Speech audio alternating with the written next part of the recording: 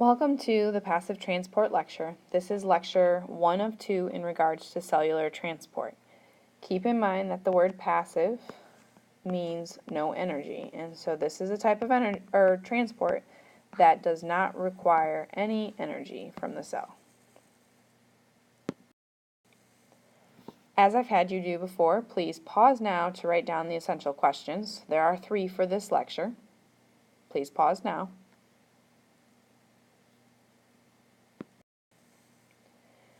The first type of passive transport, and there are 3 that we will discuss, is called simple diffusion. And so, of course, since it's passive transport, it requires no energy from the cell.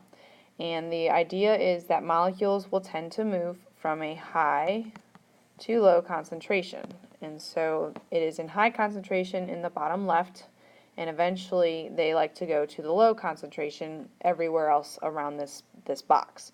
And so if we were to kind of push play, if this were an animation, the molecules would then result in spreading around, bumping off of each other, and spread out around the area until they get to the point where they have reached what we like to call equilibrium. And so we've talked about this before as well. Equilibrium, homeostasis kind of used interchangeably, but equilibrium is when everything is spread out equally or evenly. Showing what simple diffusion looks like through a cell, I'm going to use this picture over on the left. We already talked about how it doesn't require energy. We already talked about how molecules like to move from high to low. And so you've got your lipid bilayer with your heads and your tails. And on the top half of the diagram, you see that you have lots of blue dots. They are what we call in high concentration at that point.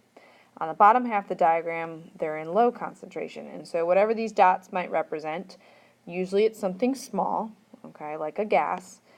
They will essentially squeeze through in between the phospholipids and then come out to the other side.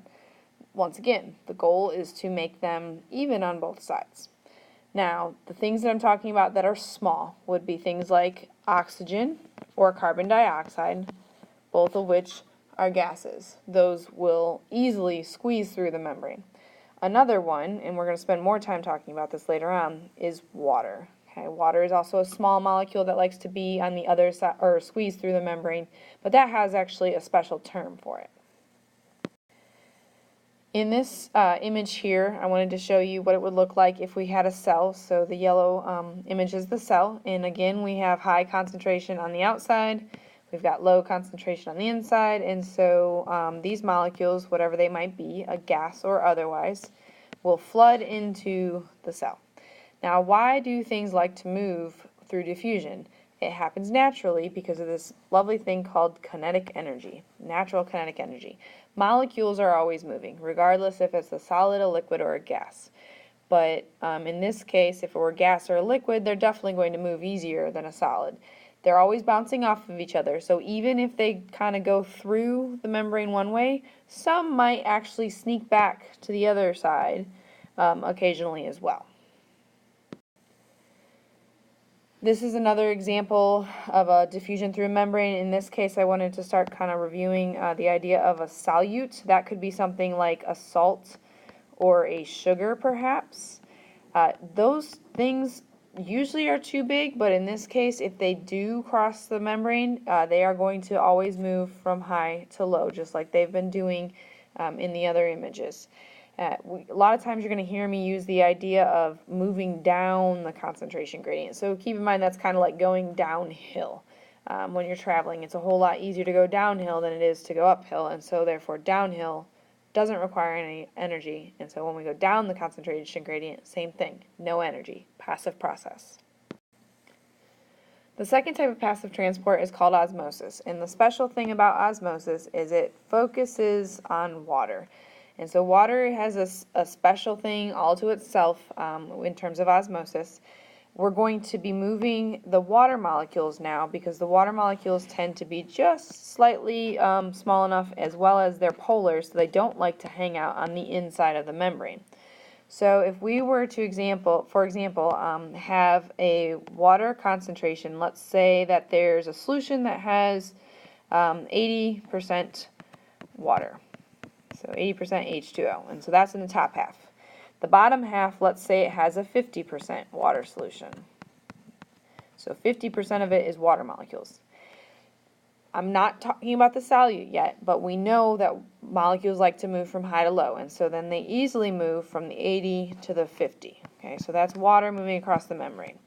Now, if it were the case that, we talked about the water molecules, we also need to talk about the solute molecules. So let's say that if we have a 80% water solution, that means 20% of that solution is probably going to be some sort of solute, like a salt or a sugar. The sugar is too big to move, so therefore the water will sneak across, and that's why it moved down. The bottom is 50% solute. And so once again, we're ignoring the solute concentration in terms of direction of movement. It's not high to low for solute, it's high to low for water. So high to low for water. A lot of times people say water potential instead of water concentration.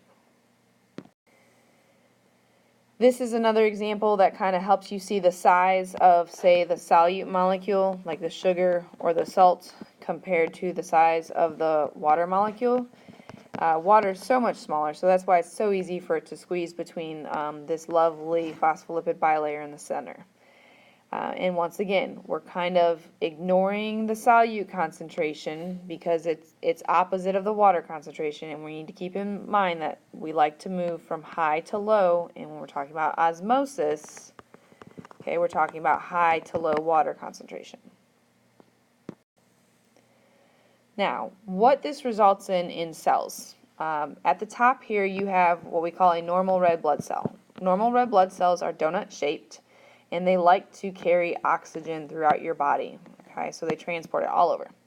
Now, they need to be shaped that way. If they're not shaped that way, they can't carry oxygen as well. So that's why when you have a cell that has suddenly gotten a whole bunch of water flowing in, okay, that's why sometimes the cell will burst. And that term cytolysis means cell breaking. So cell breaking, cell bursting.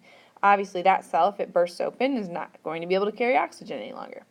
On the other hand, if we have a situation on the right hand side where the water is kind of coming out, that could cause the cell to kind of shrink and shrivel up. And so that is called plasmolysis. The plasma's breaking, or should we say the cytoplasm.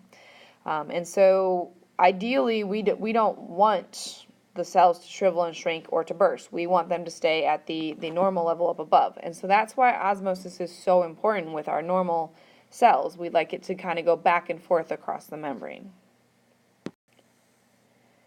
Our last form of passive transport that I'm going to talk about is facilitated diffusion. We'll define it a little bit more in a moment, but the first thing I want to talk about is the term facilitate. That term means to help. And so what's helping? Over here on the left, the molecules squeeze through. Okay, we're still going from high to low on both sides. You can see it in both diagrams. Okay, low over here on both sides. But the key difference between the two is that we have this molecule right here. Okay, that big old green molecule. That big old green molecule is called a protein. And so it's the protein that facilitates or helps diffusion occur. Some other details about facilitated diffusion. We've talked about this before. Again, no energy. We're still moving things from high to low, and we're using transport proteins. That's facilitating the job.